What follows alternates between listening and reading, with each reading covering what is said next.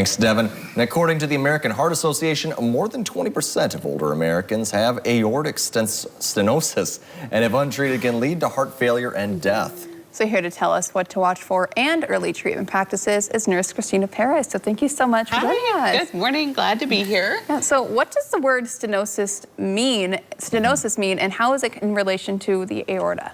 So stenosis, anytime we talk about that, you can have it in your vessels and again in your heart. It's like a hardening or a stiffness that can occur in those areas. So when we're talking about aortic valve stenosis, we're talking about a hardening or stiffening of the valves. So our heart has 4 valves, and it helps to direct the flow of blood through the body.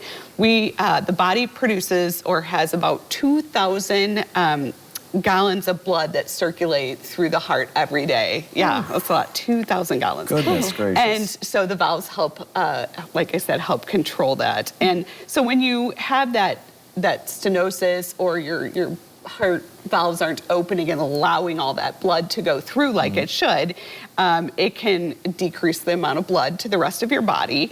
It can also cause damage to your heart or a backup. It makes your heart have to work harder. So that's where it can lead to worsening things. Interesting. So can you tell us some of the symptoms and what to watch out for and the tests available? Right, absolutely. So right early on, you may not have any symptoms, but your provider may be able to hear a murmur when they listen to your heart with a stethoscope.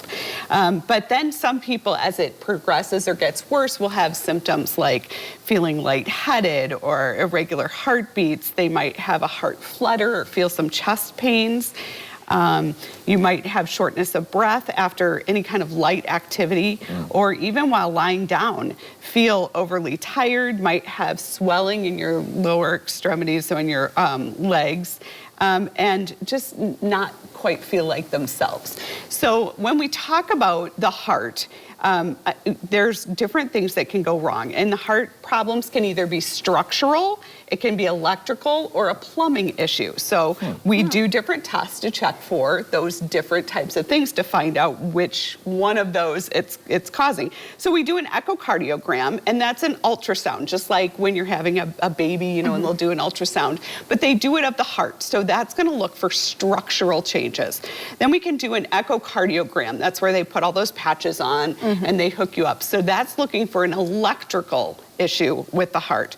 The echocardiogram can also, that ultrasound can also check for plumbing problems because they can see where things are narrowed or not going through right. They might do chest x-rays or CT scans, things like that too, to also check.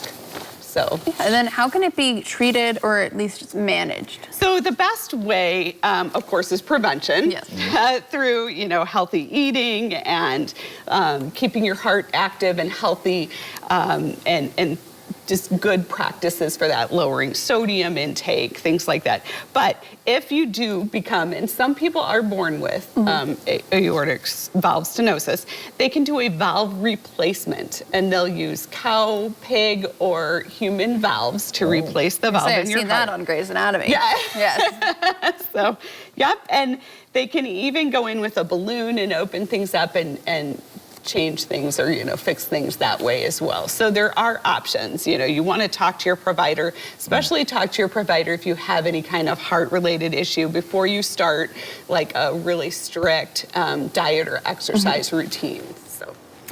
Well, that sounds like a very good thing to talk to your doctor and nurse about. Absolutely, absolutely. Yes. Stay on top of. And again, going in for those physicals, you know, it's really important to have your annual physical so that they can listen to your heart, listen to your lungs, and kind of just give you the once-over. So. Yeah, absolutely. Sure. Yes, well, thank you so much coming in, telling us kind of what to look out for, how we can treat it. And again, prevention is always going to be the best technique. That's right, absolutely. Yes, well, thank you so much for coming in. Thank you. And coming up, we have what's trending, including why so many Twitter users